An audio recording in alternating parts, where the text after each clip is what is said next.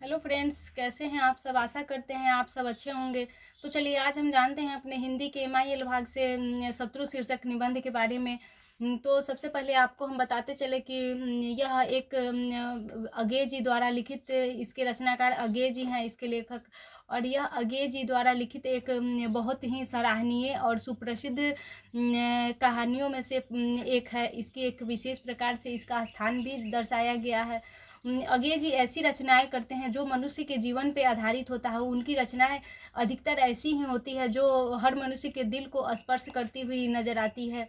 उनकी इसी रचना की वजह से अज्ञे जी का यह जो कहानी है, यह बहुत ही पढ़े जाने वाली और बहुत ही इम्पोर्टेंट कहानी है, जो कि हमारे हिंदी के MIL भाग से लिया गया है। और यह स्नातक पार्ट 1 में अत्यधिक तौर पे पूछा जाने वाला है। यह एक बहुत ही महत्वपूर्ण क्वेश्चन है।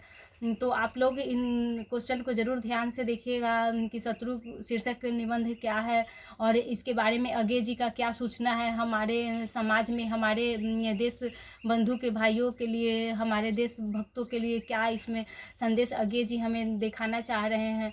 तो सबसे पहले आपको हम बताते चले कि ये शत्रु शीर्षक जो कहानी है उसमें जो अज्ञे जी, जो कहानीकार, जो निबंधकार जो है अज्ञे जी, वह हम क्या बताना चाह रहे हैं कि मनुष्य का शत्रु क्या है। तो इसमें है कि एक व्यक्ति रह रहा है जो एक ज्ञान नामक एक व्यक्ति का इसमें चरित्र चित्रण किया गया है, जिसे एक दिन अचानक से आभास होता है कि भगवान ने हमें, परमात्मा ने हमें मानव कल्याण के लिए ही धरती पे भेजा है।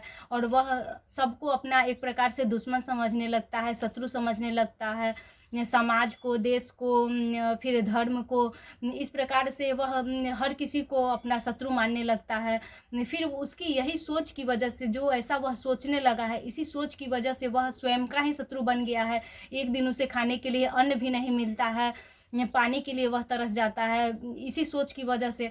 तो एक शब्दों में हम आपको यूँ कहें तो शत्रु जो है वह कोई विशेष कोई हमारा शत्रु नहीं है, ऐसा मनुष्य को सोचना चाहिए। उसका स्वयं का शत्रु जो होता है सो मनुष्य की स्वयं की सोचने समझने की शक्ति ही उसे अपने आप को शत्रु बनाती है। उसका अहंकार ही, मनुष्य का अहंकार ही उसे उसका शत्रु बना देता है। कोई शत्रु नहीं होता है। यह जब मनुष्य स्वयं सोच लेता है तो कोई उसका शत्रु रहे चाहे ना रहे, उसके बारे में कोई बुरा चाहे या ना चाहे, परंतु वह स्वयं के बारे में बुरा सोच लेता है। यही सोच की वजह से वह धीरे धीरे अपने आप में वह शत्रुता में बदलने लगता है। उस जो भी उसका मित्र भी होता है वह उसे अपना शत्रु मान बैठता है। यही अज्ञे जी हमें इस कहानी के माध्यम से हमें दर्शाना चाह रहे हैं। तो यह तो संक्षिप्त में हमने आपको जानकारी दिया, परंतु अब यह तो विस्तार से जानकारी के एक विषय है जो हमारे पाठ्य पुस्तक के क्वेश्चन में पूछा जाता है, तो उसकी विशेष प्रकार से व्याख्या की जाती है। तो चलिए अब हम जानते हैं कि शत्रु शीर्षक कहानी का हमें किस प्रकार से हमें अपने परीक्षा में लिखना होगा, जो हमारा एग्ज़ाम आता है उसमें हमें किस प्रकार से इसे लिखना होगा। तो आप लोग जो भी समझिएगा, जो समझिएगा, इतना सारा समझाने के बाद जो आप लोगों को याद होगा वो लिख लीजिएगा। तो इसमें शत्रु शीर्षक एक कहानी जो है अज्ञे जी द्वारा एक प्रसिद्ध कहानियों में से एक है। इसमें ज्ञान नामक एक ऐसे व्यक्ति का चित्रण किया गया है जिसे एक दिन आभास हो जाता है कि ईश्वर ने उसे मानव कल्याण के उद्देश्य से भेजा है, मानव के कल्याण के हित में ईश्वर ने उसे इस धरती पे भेजा है। पहले वह धर्म के सारे संकटों के कारणों को समझता है, वह धर्म के विरोध में हो जाता है पहले। फिर क्रमशः वह समाज, विदेशी सत्ता तथा गरीबी इत्यादि को भी वह अपना शत्रु मानने लगता है। इन सभी में भी वह सुधार करना चाह रहा है, लेकिन अंत में उसे यह बोध होता है, यह उसे ज्ञान प्राप्त होता है कि सारे संकटों का कारण यह है कि हम सहजता की ओर बढ़े चले जाते हैं, सहजता की ओर आकृष्ट हुए चले जाते हैं। सहजता अर्थात जो सरल मार्ग है, जो सरल रास्ता है, उस पर हम चलते हैं। मनुष्य तब उसे हर प्रकार के कारण उसी से उत्पन्न होता है। सब संकट का कारण यही है कि हम सहजता की ओर आकृष्ट हुए चले जाते हैं। तो यह व्यक्ति वह ऐसा समझ रहा है। शत्रु कहानी में समाज की भ्रष्टता, शोषण प्रवृत्ति इत्यादि पे भी महत्वपूर्ण रूप से ध्यान दिया गया है। इसमें अज्ञे जी ने बहुत ही ज़्यादा व्यंग्यात्मक भी किया हुआ है। इस कहानी में इन सामाजिक विषमताओं की आलोचना तो की ही गई है, परंतु विसंगतियों का निवारण निकारण भी ढूंढा गया है, जो भी संगति होती है उसके निकारण भी ढूंढा गया है इसमें। इसलिए यह एक शत्रु शीर्षक कहानी जो एक है वह पूर्ण रूप से एक बहुत ही प्रसिद्ध तथा एक राष्ट्र रूपांतरण के रूप में भी किया गया है। तो ज्ञान एक तरुण व्यक्ति है जो, चलिए अब आगे देखते हैं, जो ज्ञान है जिसे आभास होता है कि ईश्वर ने हमें इस धरती पे मानव कल्याण के लिए भेजा है, तो वह व्यक्ति जो है एक तरुण व्यक्ति है, एक सजग व्यक्ति है। फिर एक रात सोते समय उसने स्वप्न देखा कि भगवान ने उसे दर्शन दिए हैं और मानव कल्याणार्थ हेतु उसे अपना प्रतिनिधि चुनकर संसार में उसे भेजा गया है। फिर जागने के बाद उसमें एक नई उमंग जगी है और संसार के पुनर्निर्माण के लिए वह घर से निकल पड़ा है। और बाहर आकर उसने देखा कि चतुर्दिक अंधकार छाया हुआ है, अर्थात चारों ओर अंधकार छाया हुआ है। जब वह व्यक्ति रात को सोया था उसे स्वप्न में आता है कि भगवान ने हमें मानव कल्याण के लिए भेजा है। वह अपने घर से बाहर निकलता है, फिर वह यह सोचता है कि भगवान ने हमें अपना प्रतिनिधि बनाकर भेजा है। फिर जब वह सोकर उठता है तो उसमें एक नई तरंग, एक नई उमंग सी होती है। फिर वह अपने घर से बाहर जब निकलता है तो उसे चारों ओर एक अंधकार सा छाया हुआ प्रतीत होता है। फिर वह मानव समुदाय पथ भ्रमित होकर विनाश की ओर बढ़ता जा रहा है। उसने सोचा कि ईश्वर का प्रतिनिधि है, इसलिए वह पथ भ्रमित मानव जाति को अंधकार के सैलाब से बाहर निकालकर प्रगति की ओर लाना चाह रहा है। फिर वह राजपथ पर अग्रसरित हो जाता है। दिशा भ्रम से ग्रस्त लोगों को अपनी प्रेरणा के सुखद संकेतों से बाहर लाना चाहता है। वह उसे सुखद संकेत देकर प्रेरणा से बाहर लाना चाह रहा है। जो मनुष्य भ्रमित हो गया है उसे, उस भ्रमित व्यक्ति को बाहर लाना चाह रहा है। फिर वह मानव कल्याण हेतु उसे अगुआ बनकर कार्य करना पड़ रहा है और वह ईश्वर का सजग हो गया है। वह उसने अपने आप को मसीहा, पैगंबर इत्यादि समझने की कोशिश करने लगा है और अपने आप को मसीहा, पैगंबर समझने के साथ साथ वह मनुष्यों को अपने पास बुलाना शुरू कर दिया है।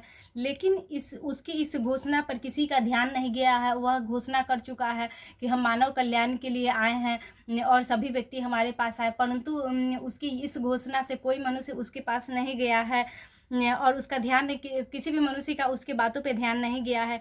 कुछ धार्मिकों ने उसे नास्तिक एवं पाखंडी भी घोषित कर दिया है।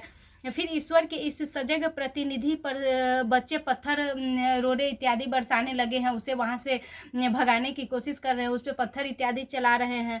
लोगों के इस अनाचार से तंग आकर वह अंधेरी गली में छुप जाता है और सोचने लगा कि मानव जाति का सबसे बड़ा शत्रु है धर्म। वह धर्म को सबसे बड़ा शत्रु मानने लगा है। अतः प्रथमतः उसी से लड़ना होगा, अर्थात सबसे पहले धर्म से लड़ना होगा। उसी गली में उसे एक करुण कुद्रन करती हुई स्त्री मिली है जो दूसरे जाति के, दूसरे धर्म के पुरुष से शादी कर ली थी और उसके पति को किसी ने, उसके दूसरे धर्म वाले ने उसे मार दिया है और इसे गांव से बेदखल कर दिया है।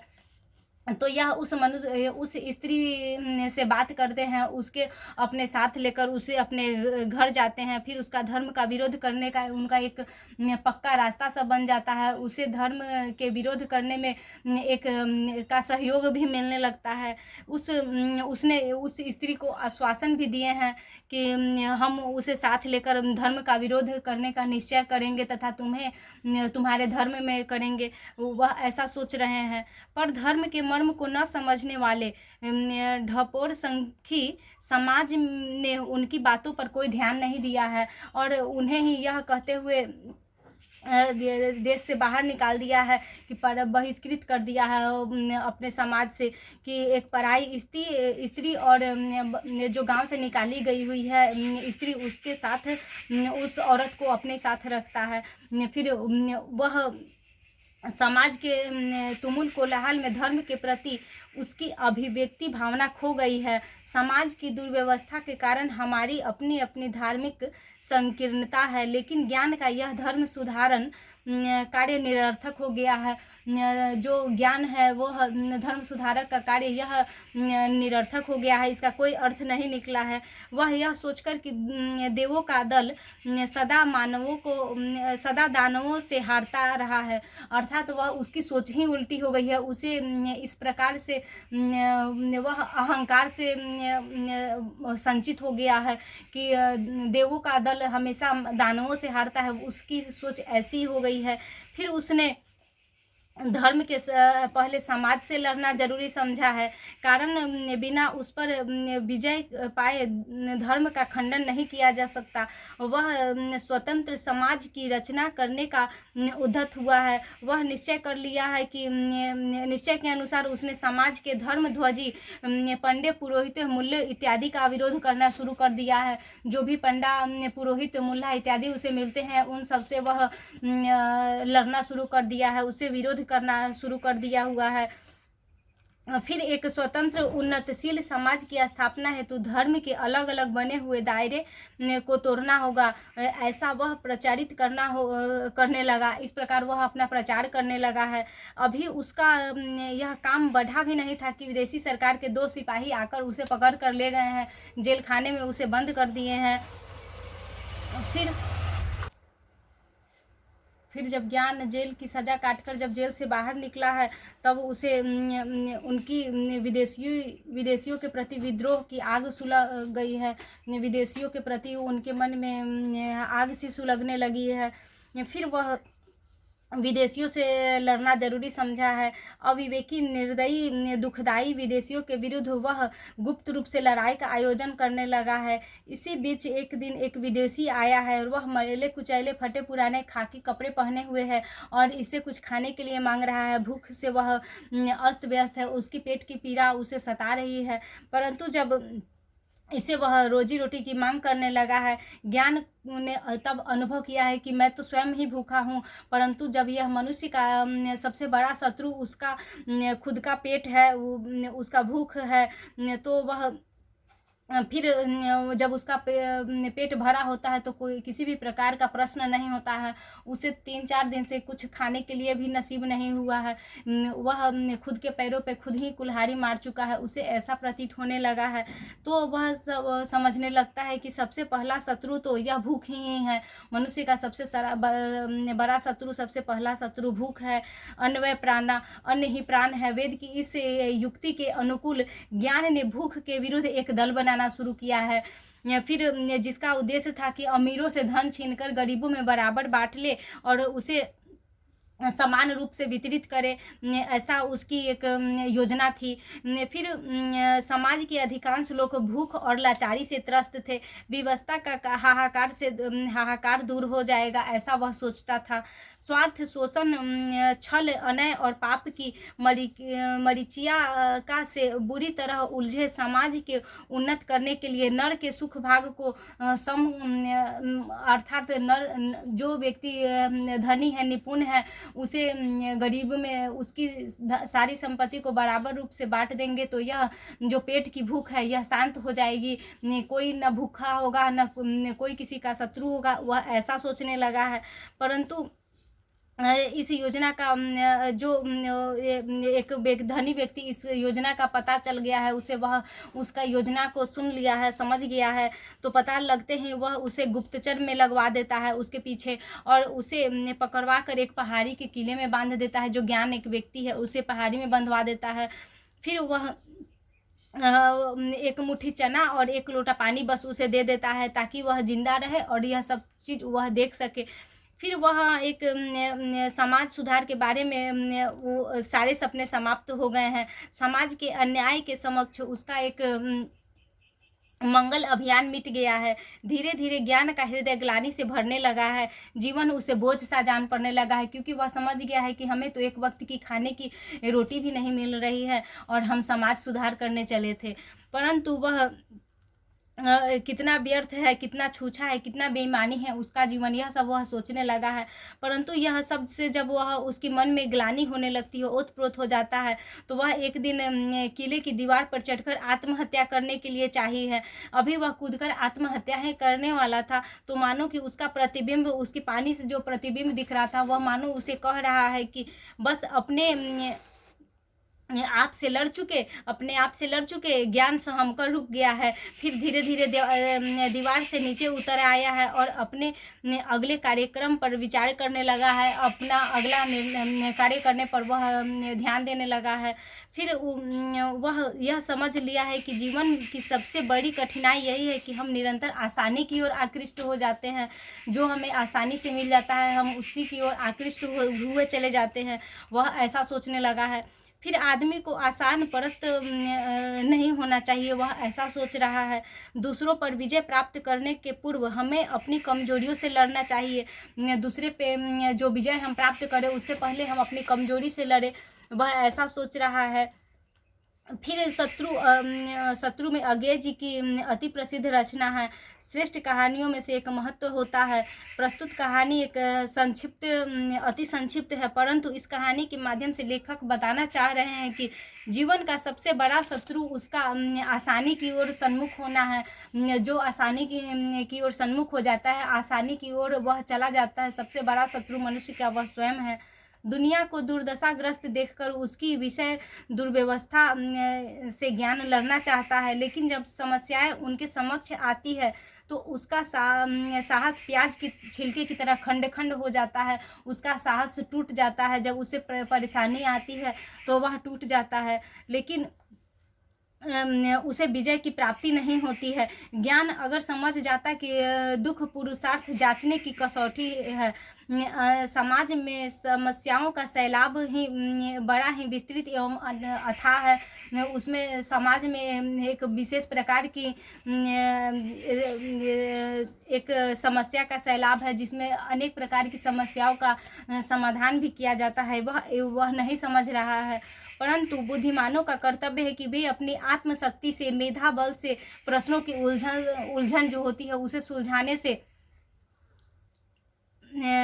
प्रगति के राजपथ पर बढ़े और वह अपने कौशल विकास से अपने देश की, राष्ट्र की सेवा करे और उसकी एक सहज, उसकी एक अलग सी एक चित्रण स्वरूप करे।